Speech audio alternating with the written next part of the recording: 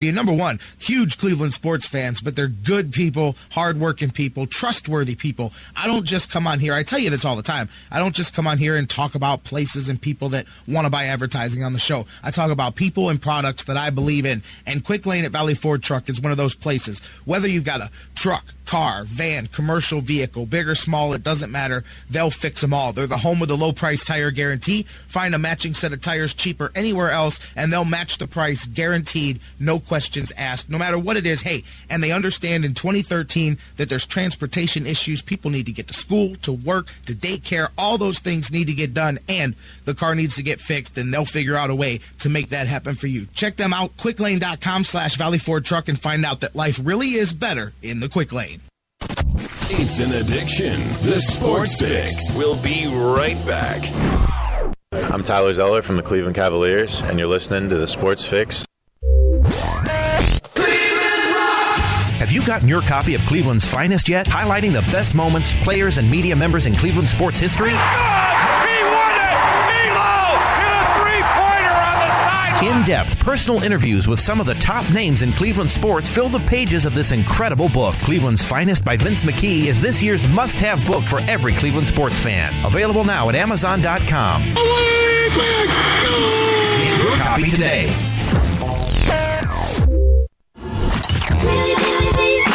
Sports Fix listeners, do you tweet? So do we. So tweet with us 24/7 at the Sports Fix CLE.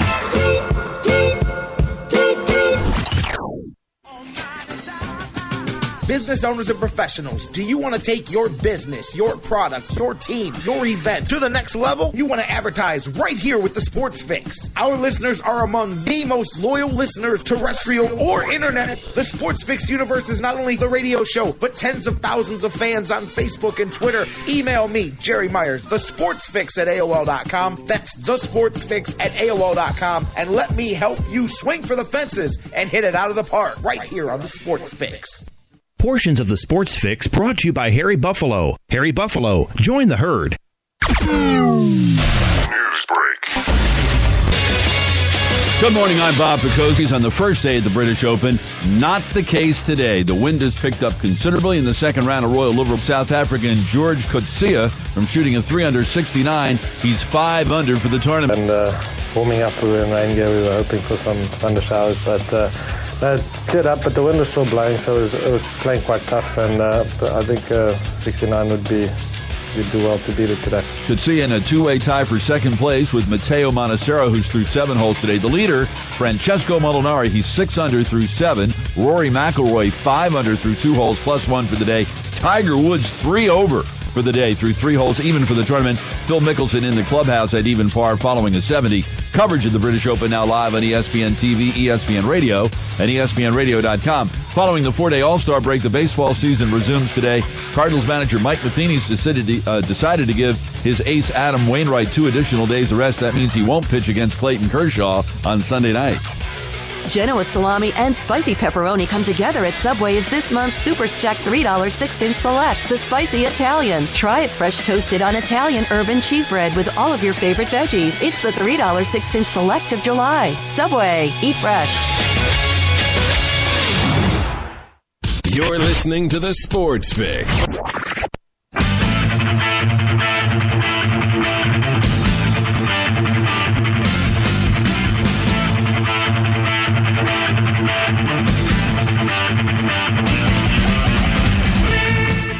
Welcome back to the Sports Fix live here on the sportsfix.net, getting ready to roll into hour 2. And this is why, I've done this once or twice, not the first rodeo. This is why I said the words, I'm going to check on that during the break, and we'll get back and talk about it. That jumping the gun, but yes, definitely talks going on. Seattle. They're not just talking about, I heard about them talking about going after Ben Zobrist from the Rays, David Price in there as well, because they're talking about a truckload of prospects, and not just prospects, but major league players as well. So yeah, you might as well see, well, if you're willing to take these guys for this guy, then maybe you'll take. But the Mariners definitely looking to bulk up. It's not a done deal. 4 minutes ago and tweeted out the Sports Fix said it was a done deal. No, but it is in the talks there. We've seen Willingham's name out there. We've seen with the Twins, Viciedo. The Mariners are not playing around. They are out there trying to lock themselves up a playoff run. You see, they started spending some money. I mean, you don't spend that much money on Cano and not be, as we said, you don't print unfinished business shirts and then not go out there and try to finish the business. Indians start the second half, baseball rolling on. We'll talk some more about that in a little bit. Welcome back into the Sports Fix. I just wanted to clarify that right away. J-Rock back with you in just a minute. Going to be joined by my man, Jeff Gorman from IndiansandBrowns101.com. We're going to talk a little Cleveland Browns football on the cusp of training camp. Got an announcement for you guys. I actually just sewed this up during the break. I don't have a day yet, but next week it's going to be fun. We've got Maurice Hall joining us, former Ohio State national champion, San Diego Charger. Maurice Hall going to join us here on the Sports Fix next week to talk a little bit about his career, being a hometown guy and playing for the Buckeyes, going on to the NFL, and he's got some new things he's working on. He's in the world of acting, done some cool stuff. Maurice Hall, former Ohio State Buckeye, national champion Ohio State Buckeye, going to join us here on the Sports Fix next week. Joining us now, my man Jeff Gorman from Browns101.com, which means you can't call. You can get in on Facebook and Twitter. Facebook.com/TheSportsFix. Tweet with us at TheSportsFixCLE. Email us, TheSportsFix@AOL.com. Going to the phones, Jeff Gorman. How you doing? I'm doing super, J-Rock. It's a gorgeous day. We took the kids to the pool, and everyone's getting excited about the Browns. I couldn't imagine a better day than today. Well, there you go, and I'm glad you're enjoying your Friday. Glad to have you here. And first place to start is Brian Hoyer, 100% cleared by his doctors to do anything and everything beginning in training camp, which means the competition begins in earnest, my man. That's right. That's really great to hear. That was such a devastating injury that he suffered against Buffalo. But he was able to make his way back. You never know how bad those are going to be. And it's nice to hear that, he doesn't have any restrictions going into training camp. I know a part of me wants to just wrap him up in bubble wrap so we just plop him in there against Pittsburgh on September 7th. I know people want to see more of a competition than that, but I personally, as a Browns fan, I would like to see a healthy Brian Hoyer out there leading the way, unless Manziel just blows everybody away and shows that he's some kind of otherworldly talent. But, the healthier Hoyer is, the less we have to put Manziel in a position that he might not be ready for. So let's just hope that he can survive the preseason and that we can at least start the season with at least two healthy quarterbacks. Well, you hit the nail on the head as far as I'm concerned, what it will take. And this is just based on where things are. The reality of it, Manziel being he, will have to blow the doors off of things right off the bat. If he does, then I think it muddies things up for the Browns. If he comes out full guns blazing. If not, I'll be totally honest, I don't expect the competition period to go very long. I think that they'll go a couple of weeks, and unless that scenario happens, they'll very quickly stick with Hoyer so that Manziel can get the majority of the preseason snaps so that they can take advantage of having that done and work on catching him up while at the same time going forward, not having the whole up in the air mystique and intrigue throughout the whole thing. So I do believe that, because you do have to go to work. You have to do two specific things. You have to prepare a starter, and if that starter's not Manziel, then you also have to prepare Manziel, and I think the quicker the better gets that process started.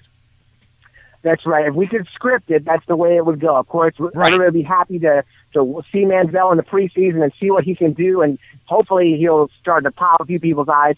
But, if Hoyer can just stay healthy, then we'll be in pretty decent shape. Of course, Manziel, being the competitor that he is, I would love to see him come in and really shoot for that starting job, make it a difficult decision, because you can just tell by the way this guy is, he's not used to being a backup or he's actually not used to not being in the spotlight. Of course, he wants to be in the spotlight. So I would love to see Manziel come out there and really impress everybody with his arm and with his legs and, make it into a conversation, make it into a bit of a controversy. That wouldn't be really super easy and cut and dry for the Browns coaching staff, but I would like to see him come out there because, when you're talking about rookie quarterbacks, we talked about in the last few years with, RG3 and Andrew Luck, and, there's a difference between those guys, the guys who are ready to go and ready to start right off, and the guys who turn out not to be. Guys like Christian Ponder, guys like Gabbert with the Jaguars, and unfortunately like Brandon Whedon.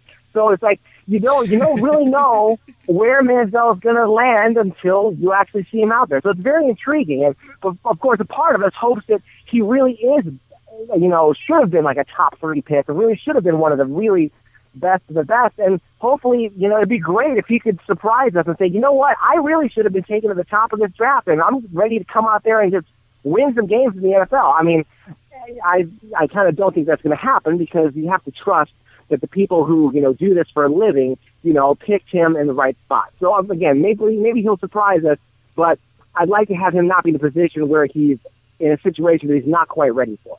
No, and I not only you say you hope to see it, I expect to see that attitude. If not, then the whole world is wrong on the scouting report behind that kid, because everything that you said about him is right. I fully expect.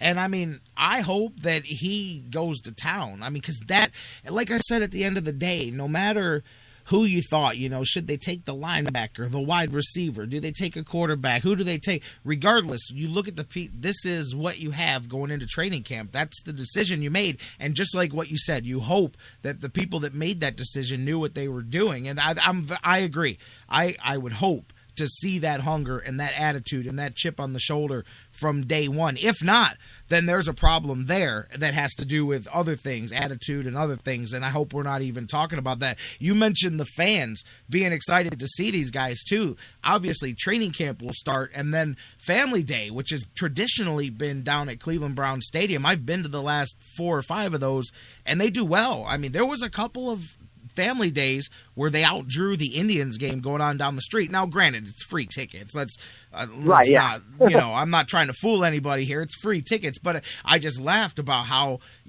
between the two, there'd be and this is a practice with some fireworks at the end of it. But regardless, Cleveland Browns Stadium, the construction not done yet. The only way that they can get that done in time for the open of the season was to move Family Day. And also, you notice they did the schedule that way too, where they have the road games first in the preseason. So they bought as much time as possible to get that stadium phase 1 ready. Akron, InfoCision Stadium, which I thought was a cool idea, because that's a great stadium. If you guys have never seen InfoCision Stadium, a great thing that they've built out there. But I thought that was a cool way to kind of bridge the two cities, the 77 gap there. Turns out to be even more fortuitous when you see the free agent signing of LeBron James, kind of adding to that, synergy between the two areas. But the Browns, not that they needed help moving them, 25,000 tickets, 10 hours it took for those freebies to be snatched up. So that thing is sold out, which comes to be expected, but interesting. And I saw, Vashon in the chat room with a great point there. Some people wondering why they didn't choose local colleges instead of going to Akron. And I think that will become a rotating thing. I was going to ask you this. I see Akron being the first one. Now, maybe they'll like it and stick. I still think for Family Day, even when they move training camp, which I do see coming down the road here, there's profitability reasons and there's football reasons. A lot of coaching staffs like moving the camp away from the facilities and all of that. But I like the idea of the Family Day at Cleveland Browns Stadium. Plus, that ushers 20,000-30,000 Browns fans into downtown on a dusky, fall night before football. I like that. But regardless, I see them moving around. I see this the beginning of the introduction of moving camps and moving some of these other things into a rotation around different colleges and areas. That's right. It really becomes kind of an advertisement for your team, just like the Indians do in the off season when they have their little press tour. They go around, but of course, with the Family Day, obviously you see the supply and demand is there to sell out, a big, nice stadium like InfoCision. But yeah, I think that you definitely need to keep the building as possible, like InfoCision, and maybe move the camp to other different places, because you want to just sort of spread the word about the team and get excitement going about the team. So that once the season starts, because the Browns really, they have a bit of an uphill battle as far as fan interest goes. Not from our generation, but for the younger generation. The people who didn't grow up in the 70s and the 80s with some teams that really, had something in the early 90s. Some teams that really did something. Most of the kids who are age 18 and under haven't ever seen the Browns do anything. So you want to get as many people as possible to see the Browns up close and personal. I'm talking kids going with their mom and dad, and be able to